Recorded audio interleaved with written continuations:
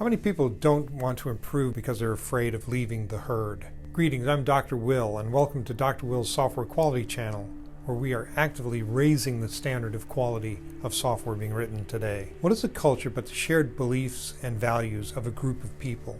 Because we're talking about a culture of quality, we should look into what it takes to move your personal culture of quality to a higher standard. If you've already subscribed to the channel, then thank you. Appreciate that. If you haven't, go ahead and do that and hit the bell in order to be notified of more content when it becomes available. I have a good friend who's a health coach, and she told me about a client of hers who was ready to take that first step down the road of improvement, but she was afraid that her spousal unit would be called out or spotted out by the fact that he wasn't actively trying to improve. Health and fitness coaches often have to overcome their clients' resistance to improving.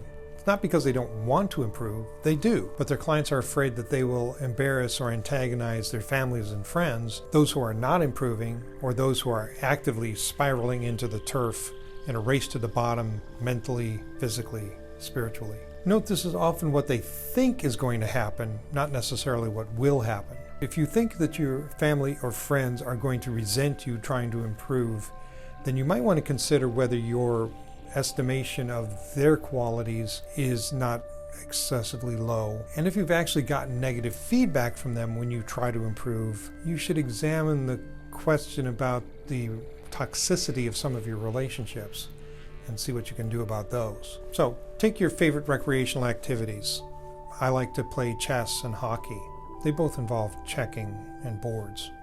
I don't have any illusions that I'm going to become a professional chess player or join the NHL as a defenseman anytime soon, or ever, actually, in this life. So that's not going to happen.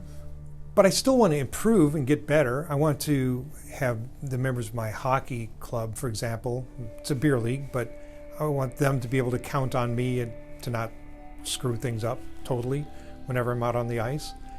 And when I play chess, it's always more fun to win than to lose. Because I want to improve in those things, I do the things necessary in order to become better at those activities. On a more personal level, physical fitness and losing weight in particular, especially in this culture at this time, is often perceived by others around you to be threatening because they're not getting physically more fit, they're not losing weight, and they're not necessarily even intending to or trying to. They may aspire to improve themselves, but they lack the strength of will to do so. Those who perceive your desire for improvement to be a threat may try to manipulate you into failing so that they don't feel badly about themselves. Okay, so how does all of this apply to quality, especially software quality? Software is a team sport. Yes, that means all of you techie introverts out there, you're going to have to actually interact with people in order to get the job done. The team's culture is a mix of the individual cultures that the team members bring into it.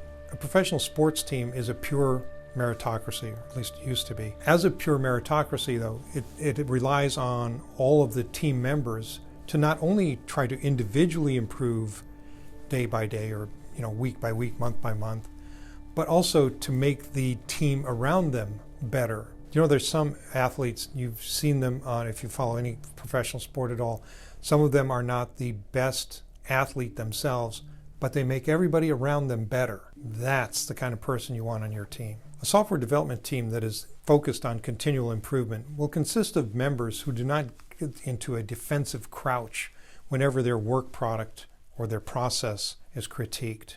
Of course, the product that's being critiqued should be critiqued and not the producer.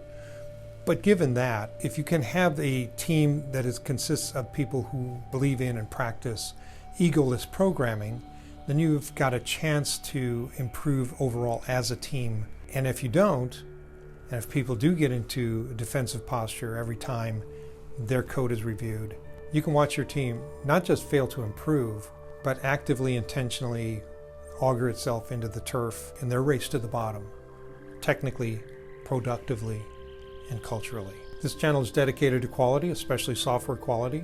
So if you'd like more content like this, then I invite you to subscribe, hit the bell to be notified of new content when it becomes available. Also, if you have any questions, don't hesitate to put them in the comments below or send them along to us. And I'll be happy to entertain them with a little bit of prestidigitation. That's it for me, for you, for now. Hope you have a great day, week, month, year, decade, century, millennia ahead. So be careful out there. I'll be seeing you. Bye.